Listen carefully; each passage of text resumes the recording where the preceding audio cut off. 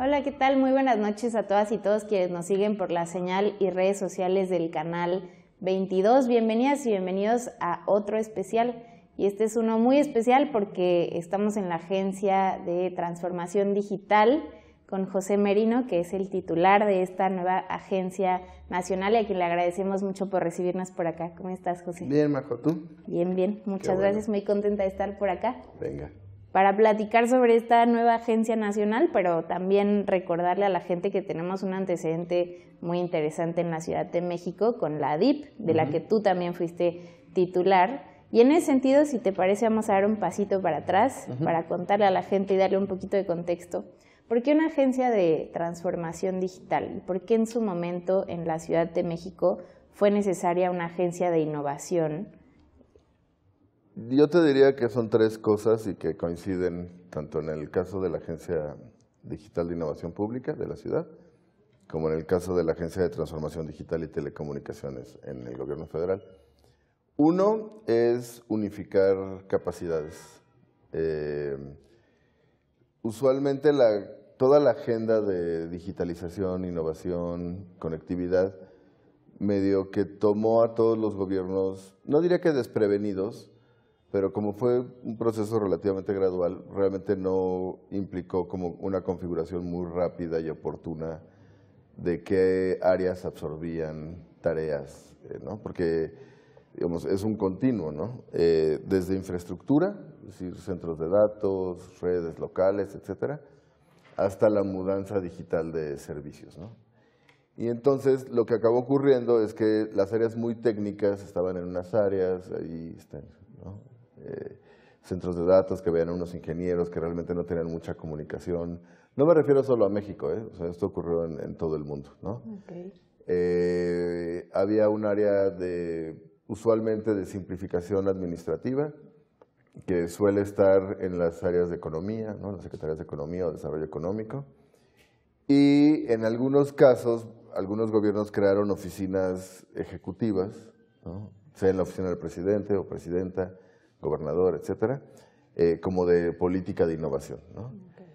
Y eso lo que implicaba, además de que era un problema obvio de coordinación y de poner como todas las capacidades con un solo propósito, pues limitaba un poco el avance rápido de una agenda de innovación pública. Entonces, una de las primeras cosas que me dijo la entonces jefa de gobierno electa, ¿no? Hoy presidenta, Claudia Sheinbaum, es ¿por qué no ponemos todo eso en un solo lugar, ¿no? Y eso, además de que facilita temas de coordinación, genera muchísimos ahorros, ¿no? Okay. Lo segundo tiene que ver con entender que los ciudadanos y ciudadanas son titulares de derechos, ¿no? Y estos derechos no, digamos, tal como se ejercen presencialmente, ¿no? Cuando tú exiges un programa social o exiges un servicio o exiges que se arregle tu calle, bache, luminaria, etcétera, pues esos derechos se trasladan también en la esfera digital, ¿no? Entonces, uno de los principios que guían la creación de ambas agencias tiene que ver con entender la tecnología pública como un habilitador de derechos, ¿no?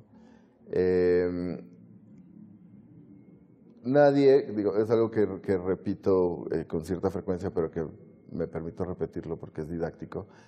Nadie hace un trámite por placer, ¿no? Claro. Nadie disfruta hacer un trámite. Es un proceso necesario porque tú quieres acceder a algo más, ¿no? A lo mejor quieres que te corrijan tu acta de nacimiento, por ejemplo, ¿no? Porque el nombre está mal o lo que sea. Porque quieres pedir un crédito, por ejemplo, ¿no?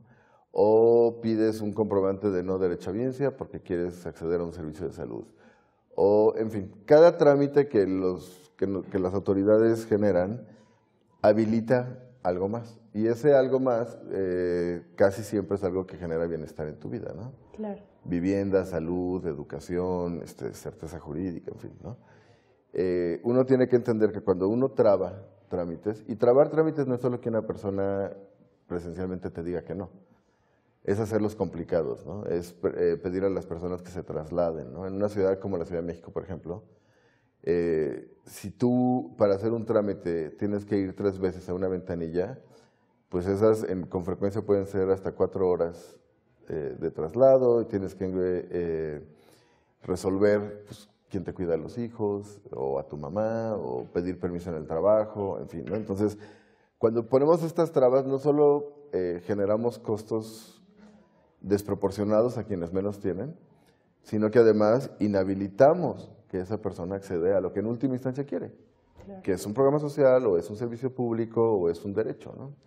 Entonces, cuando uno hace más eficiente el acceso a trámites y servicios, y que eso pasa por digitalizar, lo que estás haciendo es hacer mucho más fácil que las personas ejerzan derechos y accedan a lo que tienen derecho, ¿no? Claro. Y el tercero tiene que ver con 2 principios elementales del proyecto político del que yo me siento partes, ¿no? Que es, por un lado, austeridad, ¿no? Es decir, no condenar a las autoridades a que la provisión de sus soluciones tecnológicas pasen por contratos con privados. Y no es que los contratos con privados sean irremediablemente negativos, ¿no? Pero si tenemos un modelo de autoprovisionamiento, de generar nosotros mismos estas soluciones, se generan ahorros muy sustantivos, ¿no? Por ejemplo, en la Ciudad de México nosotros estimamos hacia el final que entre lo que ahorramos y lo que generamos de soluciones propias, le ahorramos al presupuesto de la ciudad, yo te diría más, casi 4,000 millones de pesos, wow, ¿no? Que equivaldrían a más de 12 años del presupuesto de la agencia, de la ciudad, ¿no? Y ese es dinero, o sea, por un lado tienes la obligación de generar estas soluciones, ¿no? Pero por otro lado, pues ese es dinero que si no se eroga en esto, pues podrá ser mejor usado en otras cosas, ¿no? Programas sociales, servicios urbanos, en fin, lo que sea que genere bienestar a la población. Y es un modelo que, por supuesto, queremos seguir replicando aquí, ¿no? Y el otro principio tiene que ver lo que llamamos nosotros soberanía tecnológica, ¿no? Es no solo poder generarnos nuestras propias soluciones tecnológicas, sino que al hacerlo generas capacidades públicas propias, ¿no? Es muy, digamos, uno no se para a pensar en que quizá un servidor público o servidora pública requiere una formación, por ejemplo, en abogacía, para poder asumir ciertas responsabilidades, ¿no? Lo damos por descontado, ¿no? Y hay todo pues como un ala de abogados, abogadas, pues que se ven y que se especializan justamente en algo que sirva pues para derecho público, ¿no? ¿Por qué no podemos pensar lo mismo en tecnólogos, ¿no? Uh-huh. Ingenieros, ingenieras, matemáticos, matemáticas, en fin, ¿no? Que pongan todas sus capacidades y su formación al servicio justamente de soluciones pensadas pues para la provisión pública de bienes, trámites, etcétera, ¿no? Entonces, esa es, digamos, la lógica que estos 3 puntos que crean la agencia digital en su momento en la ciudad y la agencia de transformación digital ahora a nivel federal, aunque, digamos, la agencia a nivel federal pues, tiene más agendas y más cosas, ¿no? Totalmente. Tocas varios puntos a los que me gustaría regresar más adelante, uh-huh, pero nada más para cerrar este tema de la ADIP de la Ciudad de México, porque sí es cierto que muchos otros estados pues no tienen necesariamente estas experiencias pues con dependencias de esta naturaleza, ¿no? Como la Ciudad de México. En este sentido, preguntarte si existen otras partes del mundo que tengan, que existan otros antecedentes que hagan algo como lo que hizo la DIP en su momento. Vimos recientemente que se publicó un libro tuyo en el BID sobre la experiencia justamente de la DIP en la ciudad y como todos los beneficios que trajo. No me gustaría tampoco dejar de recordarle a la gente pues la experiencia que tuvimos los que vivimos acá con el tema de la pandemia, en la vacunación, que la DIP hizo un trabajo titánico que veremos más adelante, pero antes preguntarte eso, ¿existen otros antecedentes de dependencias similares en otras partes del mundo? Cada vez más, ¿no? Y no me quiero atribuir ningún mérito, ¿no? Pero nosotros cuando empezamos en la agencia de la ciudad, yo tuve oportunidad antes de integrarme, digamos, de lleno al servicio público, yo tenía otra vida, ¿no? Y como parte de esa vida, pues tuve que hacer varios viajes que aproveché para ver experiencias en otros lugares. Y la verdad es que les parecía, yo hasta me acuerdo como de los primeros congresos y cosas a las que fui, pues les parecía una excentricidad, ¿no? La idea de poner todo en un mismo lugar, que una misma institución se hiciera cargo de cosas muy técnicas, como un centro de datos, o muy,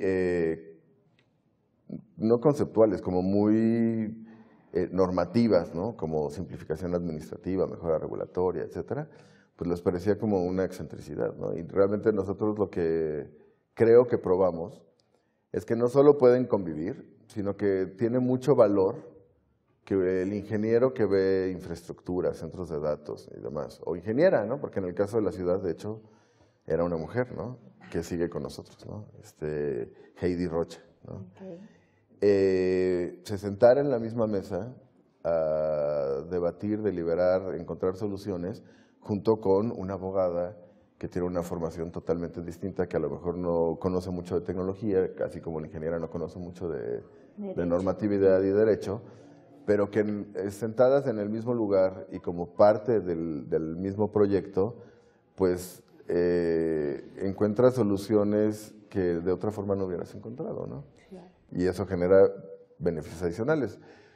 Te puedo dar 2 ejemplos de la ciudad, ¿no? Aunque supongo que queremos más hablar también, ¿no? Claro. Pero había un contrato enorme de mantenimiento para las cámaras de infracciones, ¿no? Una bestialidad, ¿no? Ya ni me acuerdo la cifra, pero una locura. Y pues realmente era un mantenimiento muy menor, ¿no? Entonces nosotros acabamos por implementar, junto con la Secretaría de Seguridad, que estaba a cargo de Omar García Harfuch, pues un propio sistema, ¿no? Y eso no solo duplicó el número de cámaras, eliminó los costos de mantenimiento y es un modelo pues mucho más escalable, ¿no? Entonces, a raíz de la agencia, al menos en el país, de la agencia de la ciudad, hubo una iniciativa por parte de muchos gobiernos locales pues de replicar un poco el modelo, y la doctora Sheinbaum tenía, y así me lo comunicó, la visión de que todo lo que se haga con dinero público, sea de la ciudad o no, pues es público. Entonces que tendríamos que acompañar a gobiernos locales en esta implementación, ¿no? Entonces se firmaron en su momento, si recuerdo bien, 17 convenios con estados y como 30 con municipios, ¿no? Y la parte primera de implementación es llave, ¿no? Llave CDMX, sí. Que es un mecanismo de autenticación digital para que puedas hacer trámites de manera remota. Y me imagino el impacto que debe tener también para los municipios que en ocasiones pues no tienen el mismo presupuesto, pues no sé, que incluso una alcaldía de la Ciudad de México, ¿no? Y como este acompañamiento que tuvieron con la agencia, pues debió de haber sido, sobre todo para los ciudadanos de esos municipios, debió haber sido muy valiosa. Vamos a ir a un corte, quédense con nosotros, estamos platicando con José Merino, titular de la Agencia de Transformación Digital, acá en Canal 22. Ahora volvemos. ¿Recuerdas el año 2021? Aquella época en la que después del encierro en la pandemia, todos por fin comenzamos a vacunarnos? Seguramente sí. Lo que quizá no recuerdes es cómo te enteraste de la fecha y el lugar exacto en el que te tocaba vacunarte. Quien se encargó de decírtelo fue la ADIP, la Agencia Digital de Innovación Pública de la Ciudad de México. Esta dependencia, creada durante la gestión de la entonces jefa de gobierno, Claudia Sheinbaum, es responsable de implementar políticas en el ámbito de la tecnología, conectividad y datos públicos, garantizando el derecho de los ciudadanos a un gobierno digitalmente eficaz y transparente. Además de la digitalización de muchísimos servicios públicos de la ciudad, la ADIP lanzó en 2021 el portal vacunacion.cdmx.gov.mx, sitio web en el que miles de capitalinos se registraron para recibir la vacuna contra COVID-19. Solo en ese año, en la Ciudad de México se aplicaron más de 8.760.000 dosis de la vacuna contra COVID-19 entre adultos mayores, personas de 50 a 59 años, 40 a 49, 30 a 39 y jóvenes de 18 a 29 años. Por si esto fuera poco, la agencia notificó a los ciudadanos, vía SMS, la fecha, hora y sede de su vacunación.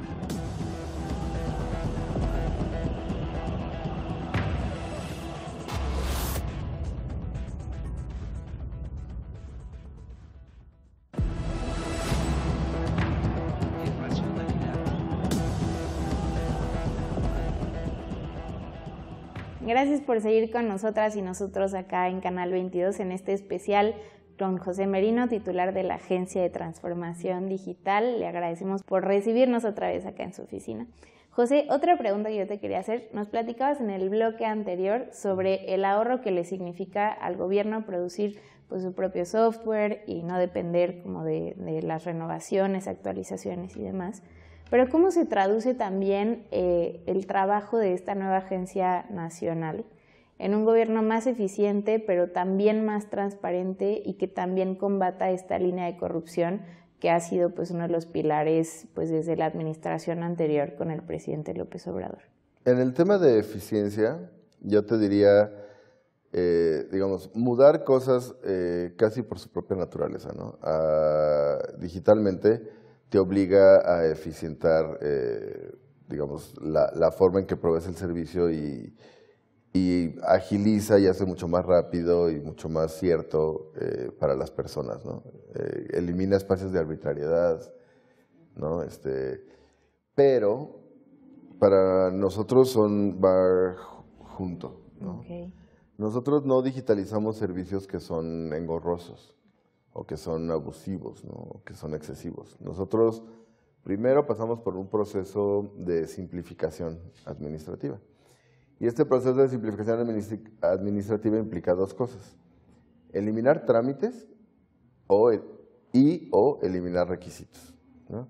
Cuando uno elimina trámites no quiere decir que uno esté eliminando la regulación que el Estado tiene que hacer de cosas, ¿no? Quiere decir, te doy un ejemplo como creo muy claro. Si tú tienes 3 trámites sobre agua, por ejemplo, para construir en la Ciudad de México, ¿no? Y los 3 trámites comparten 13 de 14 requisitos, pues en realidad no tienes 3 trámites, tienes un trámite, ¿no? Entonces, tú puedes, nosotros llamamos colapsar, pero no es el mejor término, es un término estadístico, ¿no? Pero tú puedes colapsar esos 3 trámites en uno solo. Okay. Y presentar los 13 requisitos y resolver los 3 problemas de manera simultánea, ¿no? Entonces creas un solo trámite. Lo segundo es eliminar requisitos. Los servidores públicos tendemos a ser muy adversos al riesgo, ¿no? El servicio público implica responsabilidades que usualmente no enfrentas en el sector privado, ¿no? Por ejemplo, responsabilidades administrativas, ¿no? Y tendemos a salvaguardarnos demasiado, ¿no? Y si hay un problema con un caso, pues sacas tu folder y ahí traes, ¿no? No, pues aquí está y le pedí. ¿No? Sí. Y eso implica que solemos trasladar la carga regulatoria a los ciudadanos para nosotros sentirnos cuidados, ¿no? Nosotros tenemos que, uno, eliminar requisitos que no son indispensables para el trámite.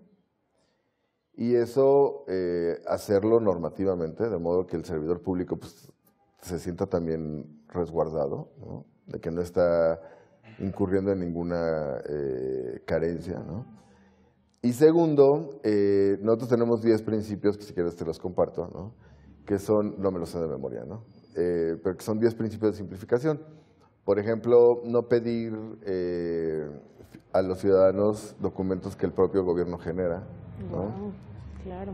Eso, si una secretaría genera un documento y yo soy otra secretaría, pues ¿por qué te pides ese documento si puedo desarrollar un sistema de consulta con esta secretaría y validar, ¿no?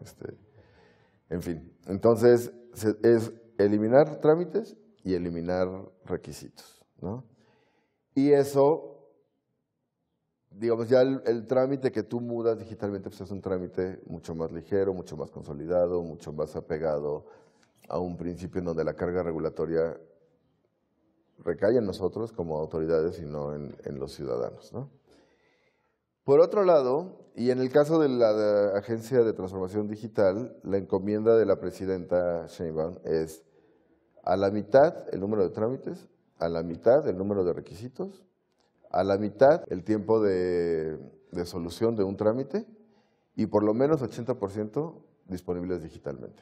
Wow. Eso, si lo logramos, que lo vamos a lograr, y se logró en la Ciudad de México, de hecho más que eso, sería la transformación digital y digamos, administrativa más radical de la historia del país, sin duda, y yo diría que de la región, ¿no?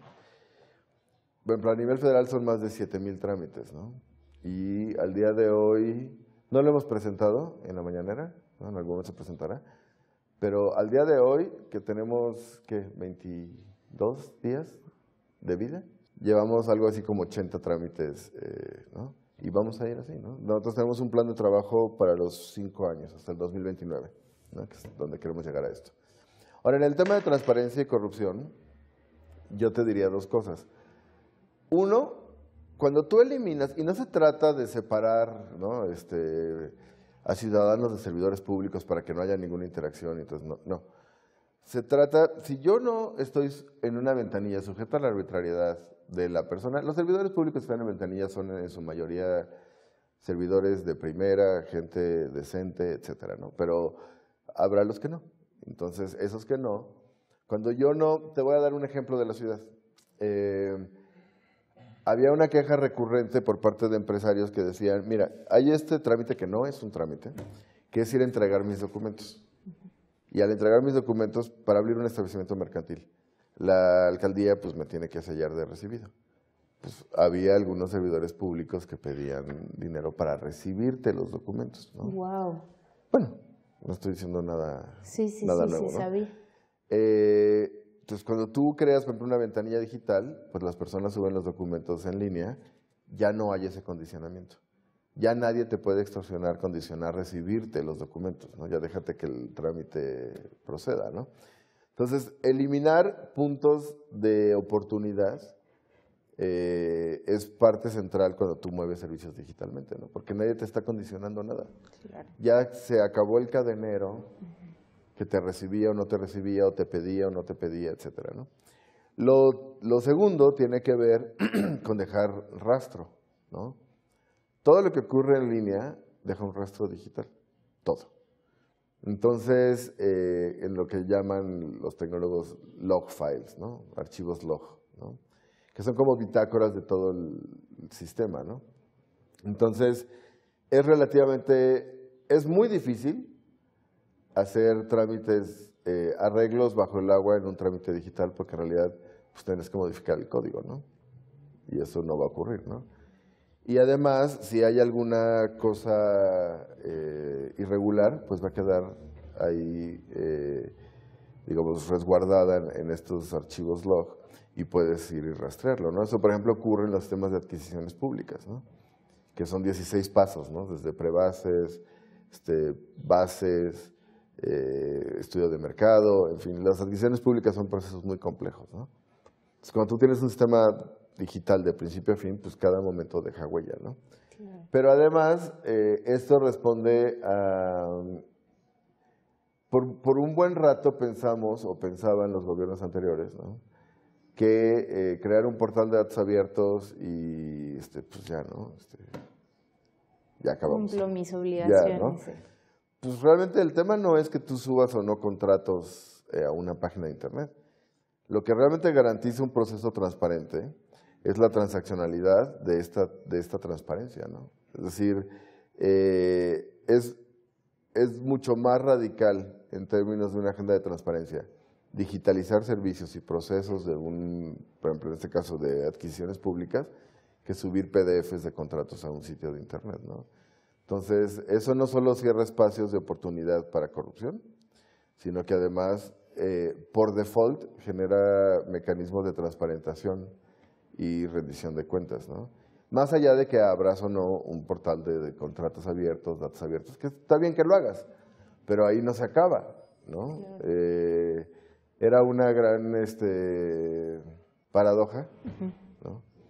Que México ocupaba siempre casi los primeros lugares en términos de como gobierno abierto, datos abiertos, transparencia, y al mismo tiempo pues, éramos un país que sistemáticamente reportaban los ciudadanos pues niveles muy altos de incidencia de actos de corrupción, ¿no? Claro.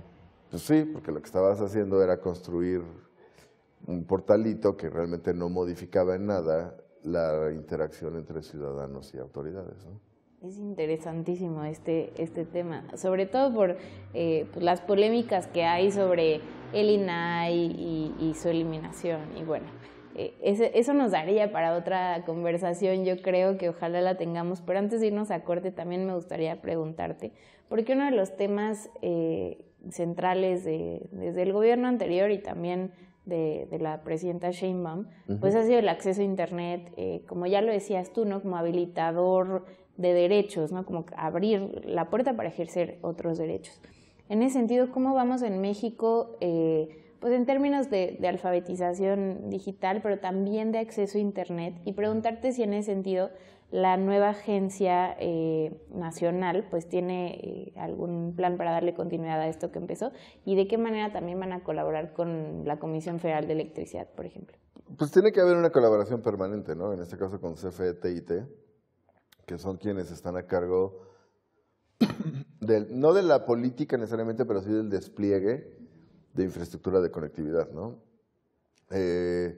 Pero a veces nos olvida que el tema de poder acceder, que llegue a tu celular la red o a tu computadora, pues requiere una infraestructura atrás enorme, ¿no? Fibra óptica o microondas, y luego torres que traduzcan, que tengan a su vez puntos de acceso para que tú, en fin, ¿no? Y eso es costosísimo, ¿no?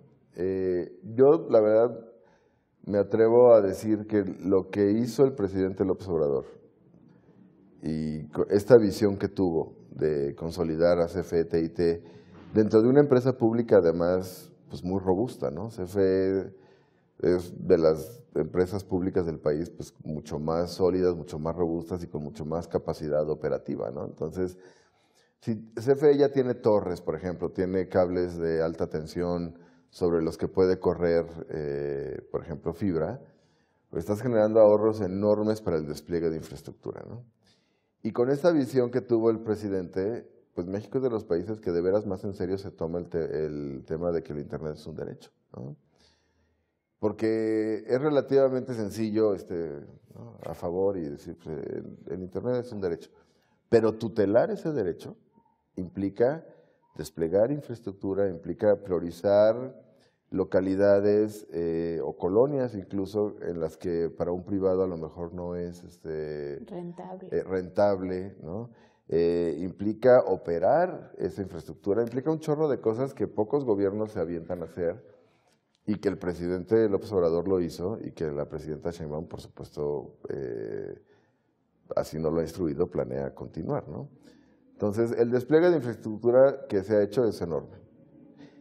Tanto para Wi-Fi, ¿no?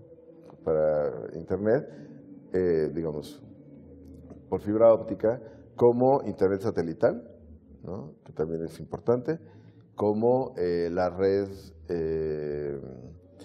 de Altán, ¿no? Que es una empresa de telefonía que es público-privada, ¿no? Entonces, con la combinación de estos tres mecanismos de acceso, hoy, por ahí tengo el dato y a ver si se los compartimos, de cuántas más localidades, y esto además te lo digo, y lo digo con mucha humildad porque yo no tuve nada que ver, ¿no? Okay. Esto es mérito de quienes estaban, ¿no? Tanto en CFE, TIT, como en el gobierno del presidente López Obrador. Pero el número de localidades y personas que no estaban conectadas y que hoy están conectadas, porque además eso nos lleva a otro tema, pero nosotros tenemos un criterio de cobertura que tiene que ver con la población que vive en áreas que están cubiertas por el servicio. En México, 97% de las personas viven en zonas que están cubiertas, ¿no? Wow. Pero pues vivir al lado de una torre de telefonía celular y no tener dinero para ponerle a tu celular, pues eso no es estar cubierto, ¿no? El tema de cobertura tiene que incluir un principio de asequibilidad. Es decir, alguien que no tiene dinero para pagarse datos es una persona sin cobertura, ¿no? Y el gobierno, en tanto que tutele este derecho al Internet, pues tiene que brindar soluciones, sean puntos de acceso gratuito, como en la ciudad, que hay 34,000. En todo el país hay más de 100,000, ¿no? Escuelas, hospitales, espacios públicos, como algunos servicios como el programa de Internet para el Bienestar, ¿no? Que son chips que justamente usan la red de 700 megas de Altán para que las personas en su dispositivo directamente tengan datos y puedan hacer pues uso de todo, porque como tú bien lo decías, en Internet es un habilitador de derechos. Negarle a alguien hoy acceso a Internet es como negarle a alguien en el siglo XIX leer, ¿no? Claro. El Internet habilita el derecho a la educación, a la manifestación de ideas, a la libre expresión, De información. a la o sea, habilita un catálogo de 10, 12 derechos que a su vez son esenciales para que las personas puedan proveerse de bienestar en sus vidas, ¿no? Entonces, pues, digamos, en México el Internet es un derecho y nos tomamos muy en serio que es un derecho, ¿no? O sea, sí tratamos de tutelarlo y eso implica erogaciones de infraestructura, sin duda, pero genera beneficios enormes, ¿no? Y justo no por eso tenemos en la Ciudad de México el récord Guinness, que sé que participaste con la entonces jefa de gobierno, la doctora Sheinbaum, pues por la mayor puntos, la mayor cantidad de puntos de acceso libre a Internet. Vamos a ir a un corte, quédense con nosotras y nosotros, que está muy interesante esta conversación con José Merino, titular de la Agencia de Transformación Digital. Ahora volvemos. El 10 de noviembre de 2021, la Ciudad de México recibió el récord mundial Guinness por ser la ciudad más conectada del mundo, al contar con 21.500 puntos de Wi-Fi de conexión gratuita. La capital mexicana, liderada por la entonces jefa de gobierno, Claudia Sheinbaum, se convirtió en la urbe con mayor acceso público y libre a Internet. A mediados de 2023, la Ciudad de México había rebasado ya los 30.000 puntos de conexión a Wi-Fi, manteniéndose por encima de ciudades como Moscú, con 24.361 puntos, Seúl, con 12.808 puntos, y Tokio, con 11.408. Durante los primeros 3 años de la gestión de la ahora presidenta, la Ciudad de México pasó de tener 98 a 20.000 puntos de conexión. En el momento de recibir el galardón, en estos hotspots se realizaban más de 2.8 millones de conexiones cada semana.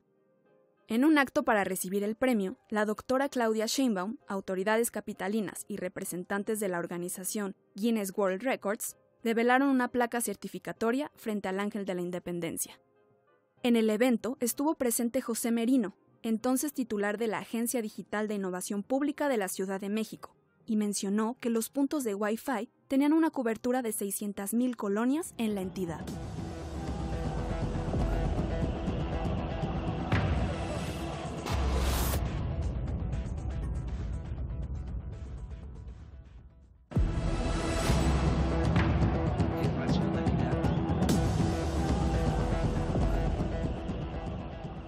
Gracias por seguir con nosotros en este especial de Canal 22. Hay muchísimas cosas que quiero preguntarte en este último bloque, pero voy a tratar de ser puntual. ¿Cómo se ve el segundo piso de la transformación digital? Pues bueno, lo primero se ve como un segundo piso, ¿no? Es decir, hay mucho avanzado, ¿no? A diferencia de lo que ocurrió en la ciudad, que estábamos inventando el café con leche, ¿no?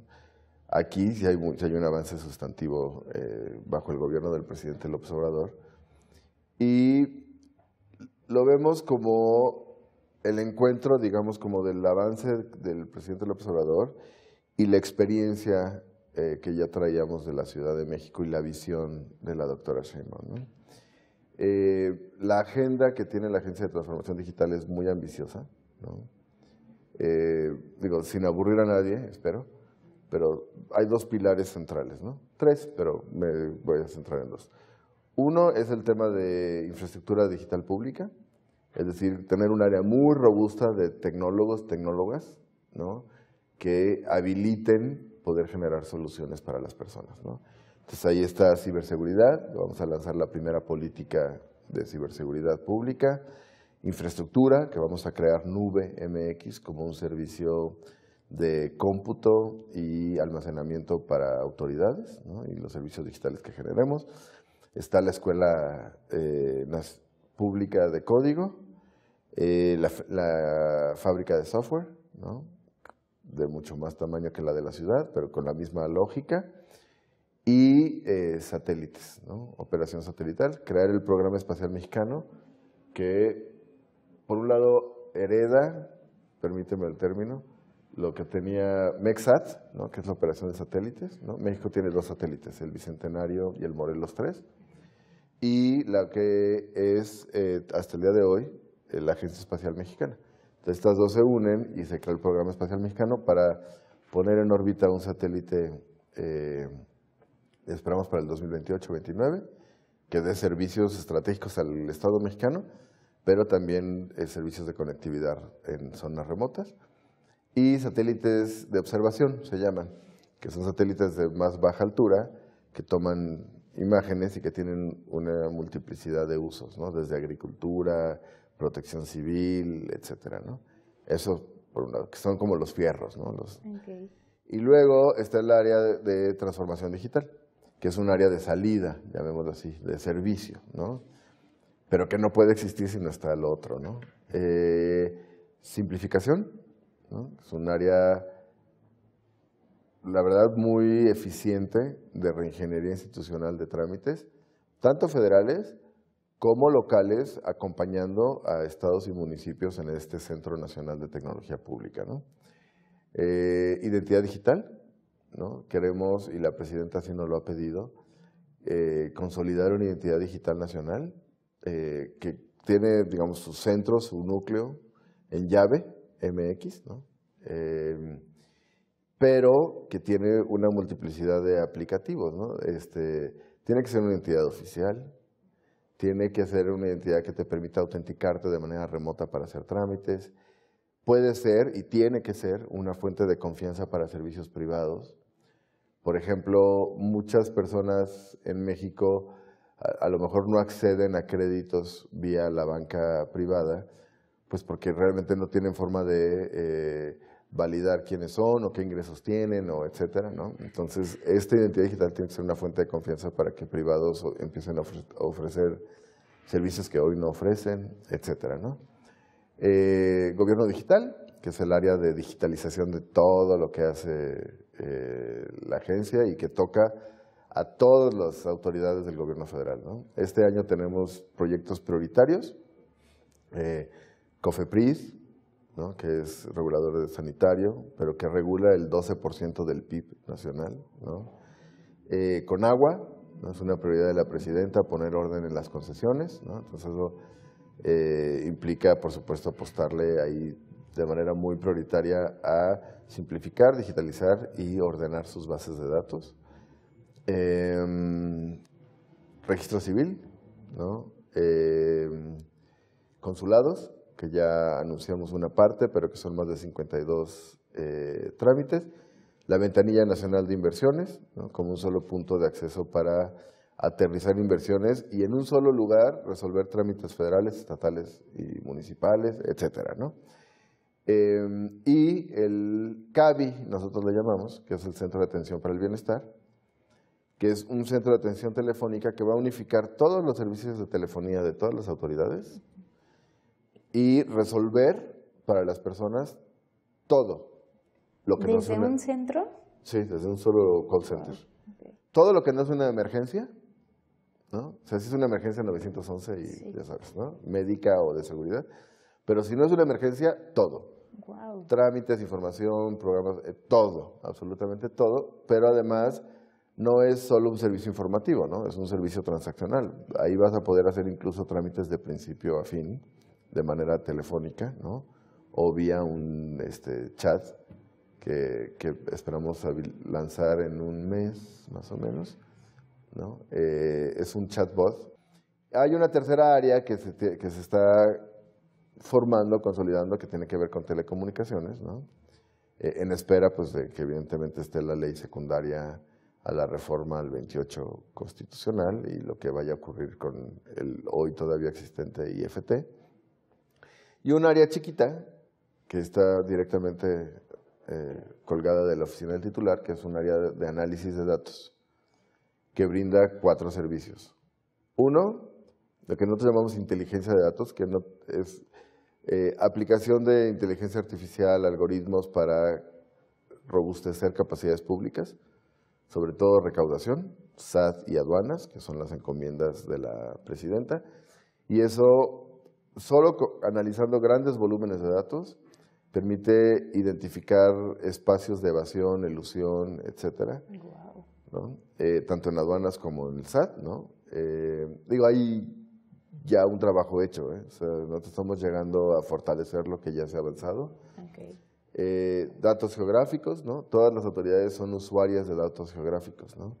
Tanto a nivel de calle, ¿no? Mapas, como polígonos, código postal, en fin, ¿no? Entonces hay un área aquí de servicio para otras autoridades. Datos abiertos, ¿no? Que vamos a lanzar, yo espero, ya no me acuerdo del calendario, pero en 3 semanas el portal de datos abiertos, bueno, relanzar.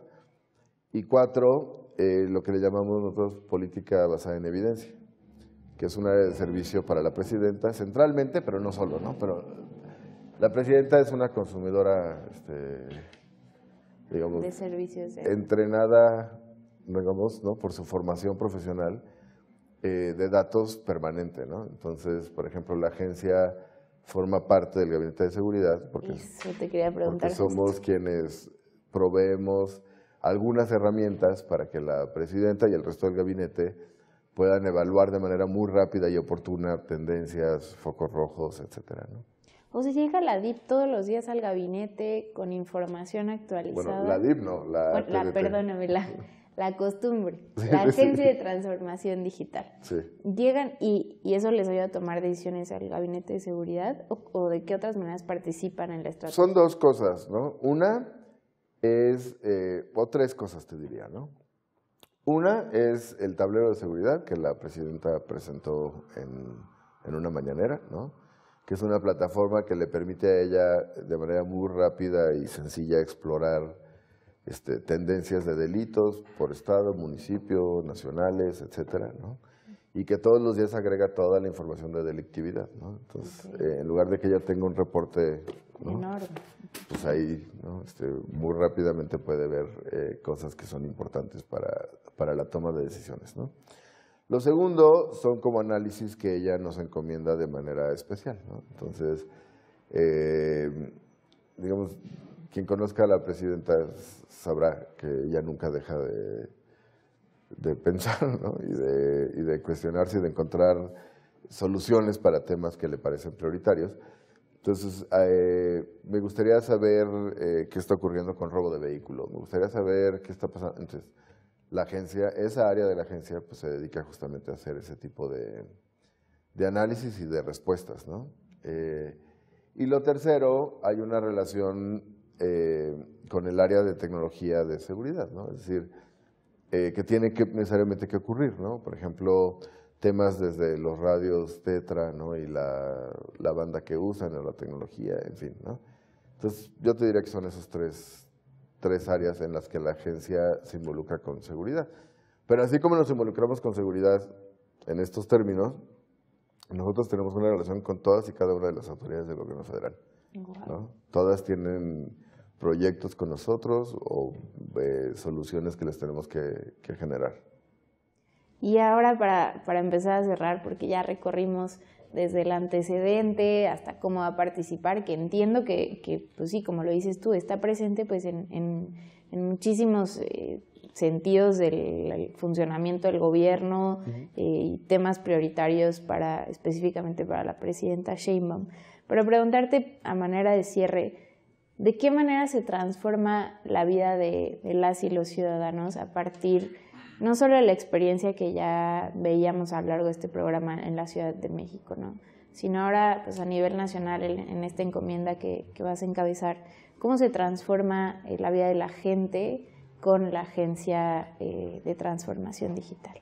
Yo te diría, de manera rutinaria y muy obvia, el tema de reducir los costos en los que incurren las personas para poder acceder a trámites y servicios genera un beneficio inmediato, ¿no? Porque además todos nos acercamos a los trámites con angustia, ¿no? Claro. Porque sabes que si ese trámite no sale bien, algo más que te importa no va a salir bien, ¿no? Tener la tranquilidad de que lo puedes hacer de manera remota, que nadie te va a condicionar a hacerlo, que además pues tienes la garantía de que se va a resolver. Para mí eso es digamos, a veces somos muy grandilocuentes cuando hablamos de certeza jurídica, por ejemplo, ¿no? Y nos imaginamos a grandes actores enfrentados a grandes problemas que van a grandes instituciones en donde se toman grandes decisiones, ¿no? Pues la certeza jurídica realmente en su parte más grande y yo diría más significativa ocurre en el día a día en tu interacción con las autoridades, ¿no? En saber que nadie te puede negar algo a lo que tienes derecho, ¿no? Claro. Que además tienes todo el tiempo control del proceso, ¿no? Que tienes todo el tiempo control de tus datos, que, en fin, digamos, dar esa tranquilidad y certeza a las personas es un cambio radical, además de que pues, lo pueden resolver mucho más rápido, mucho más barato y mucho menos tiempo, ¿no? Lo segundo tiene que ver, por supuesto, con una política de telecomunicaciones y conectividad que priorice la tutela del derecho al Internet, ¿no? Que nadie en México no acceda a datos solo porque no puede pagárselos de su bolsillo, ¿no? Y los que pueden pagárselos de su bolsillo, pues que obtengan más por su dinero, ¿no? Claro. En términos de calidad, precio y cobertura, ¿no? Lo tercero tiene que ver con robustecer, yo diría, al Estado mexicano para poder servir mejor a las personas, ¿no? Cuando uno piensa en un Estado fuerte, en lo que toca a la agenda de la agencia, pues uno piensa en un Estado más eficiente, con mucho más capacidades propias, al que no le puede bajar el switch una empresa privada, ¿no? Para poder ofrecer servicios, ¿no? Y ahí hay una corresponsabilidad importante, ¿no? Nosotros tenemos, y así lo entendemos, y quien trabaje con la presidenta Sheinbaum no tiene alternativa más que pensarlo así, nosotros estamos aquí para servir. Y para servir de la mejor manera posible, priorizando pues, a quienes menos tienen, priorizando los servicios o trámites que más costo generan a la población, etcétera, ¿no? Pero ahí los actores privados también tienen un rol que jugar, ¿no? Te doy dos ejemplos y no creo que sea tema, ¿no? Para ustedes, para mí no, ¿no? Pero hay servicios digitales que tienen coberturas pues muy dominantes en algunos servicios, ¿no? O sea, ningún gobierno local, federal, nacional, se puede plantear, por ejemplo, abrir un canal de solución digital vía un chat sin que incluya WhatsApp, ¿no? No vas a obligar al 98% de gente que usa WhatsApp a que se mude a una plataforma que no conoce, ¿no? Y además es particularmente importante en temas, por ejemplo, de accesibilidad, ¿no? Muchos adultos mayores, realmente una de las herramientas que más dominan es WhatsApp, porque es un mecanismo para hablar con sus hijos, sus nietos, sus familiares, etcétera, ¿no? Entonces, si tú le pones esa solución ahí en donde ya está el adulto mayor, pues qué mejor, ¿no? Porque ya no tiene que ir a explorar nada más.